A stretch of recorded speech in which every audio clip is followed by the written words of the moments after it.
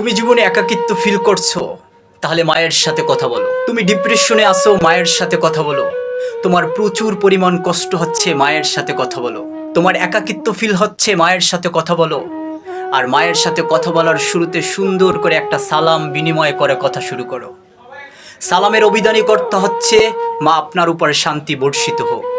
তুমি মায়ের সাথে কথা বলার শুরুতে সুন্দর করে একটা সালাম বিনিময় করে মায়ের সাথে কথা শুরু করো। তুমি যেই পরিস্থিতিতে থাকো না কেন, মায়ের সাথে কথা বলো। বিশ্বাস করো, মায়ের সাথে কথা বললে তোমার মন ভালো হয়ে যাবে। বিশ্বাস করো, মায়ের সাথে কথা বললে তোমার সমস্ত প্রকারের ডিপ্রেশন দূর হয়ে যাবে। তুমি সুইসাইড করার প্ল্যান করছো, মায়ের সাথে কথা বলো। বিশ্বাস করো, তুমি এই খারাপ সিদ্ধান্ত থেকে দূরে সরে আসতে পারবে। মা ছাড়া পৃথিবীতে কেউ আপন করে নেয় না। মা ছাড়া পৃথিবীতে কেউ নিঃস্বার্থভাবে ভালোবাসে না। আর সেই মাকে তুমি দূরে সরিয়ে দিচ্ছ, সেই মাকে তুমি বৃদ্ধাশ্রমে পাঠাচ্ছ। তুমি তো মানুষ নয়, তুমি তো পশু। তোমাকে কে বলবে মানুষ?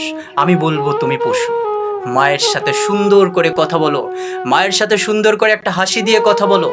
মনের সমস্ত প্রকারের কষ্টগুলো দূর হয়ে যাবে। একবার ট্রাই করে দেখো, দেখতে পারো।